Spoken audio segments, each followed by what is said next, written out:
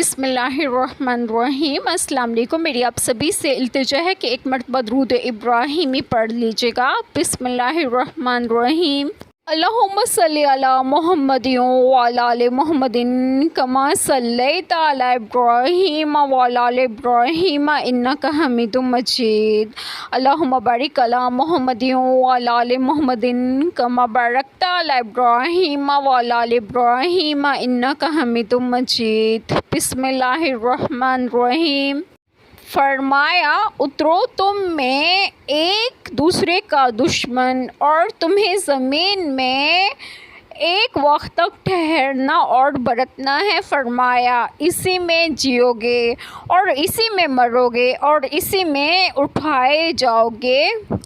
بسم اللہ الرحمن الرحیم۔ آج جو بات میں آپ لوگوں سے ڈسکس کروں گی وہ یہ ہے کہ اس پہلی آیت کریمہ میں ہے کہ فرمایا اترو اے آدم علیہ السلام و حوا علیہ السلام ماں اپنی ذریت کے جو تم میں ہے، تم میں ایک دوسرے کا دشمن اور تمہیں زمین میں ایک وقت تک ٹھہرنا اور برتنا ہے۔ اللہ تعالیٰ نے حضرت آدم علیہ السلام و حوا علیہ السلام سے فرمایا کہ جنت سے نیچے زمین پر اسی حالت میں جاؤ کہ تم یعنی تمہاری اولاد باہم باز کے دشمن ہوگے اور تمہارے واسطے زمین میں رہنے کی جگہ تجویز کی گئی ہے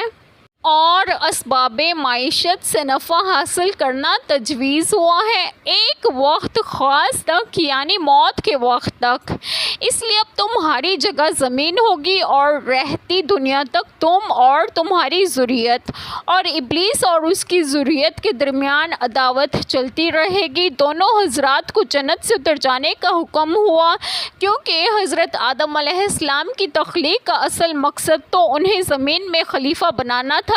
خدا تعالیٰ نے یہ فرمایا کہ اگرچہ میں نے تمہاری تقصیر کو معاف کیا اور تمہاری توبہ اور معذرت قبول ہوئی اور آئندہ کے لیے تم سے وعدہ کرتا ہوں کہ تم پر میری رحمتیں اور برکتیں مبذول ہوں گی، لیکن فی الحال یہ حکم دیا جاتا ہے کہ تم جنت سے زمین پر اترو تاکہ تمہاری پیدائش کا مقصد جو خلافت فی الارض ہے اور جس پر تم نامزد ہو چکے ہو وہ زمین پر اترنے ہی سے پورا ہوگا، اور باہمی عدل و انصاف جو خلافت کے لوازم میں سے ہے وہ جنت میں رہ کر پورا نہیں ہو سکتا۔ خلافت کے لیے باہمی دشمنی اور عداوت چاہیے اور یہ امر جنت میں ممکن نہیں، باہمی عداوت کا محل زمین ہے، لہٰذا تم زمین کی طرف اترو، وہاں ایک دوسرے کا دشمن ہوگا اور اللہ تعالیٰ کا خلیفہ تمہارے درمیان عدل و انصاف کرے گا، ممتحد رہے گا۔ تمہارا یہود اگرچہ بظاہر لغزش اور خطا کا اثر معلوم ہوتا ہے لیکن در پردہ معیشت الہیہ کی تکمیل ہے، مگر چونکہ اس منصب جلیل یعنی منصب خلافت کی سپردگی جنت سے نکلنے پر موقوف تھی، اس لیے اس بھولے سے کھانے کو اس کا ایک ظاہری سبب اور بہانہ بنا دیا گیا۔ صورتاً اور ظاہراً اگرچہ وہ کھانا نزول عذاب کا باعث بنا لیکن حقیقتاً وہ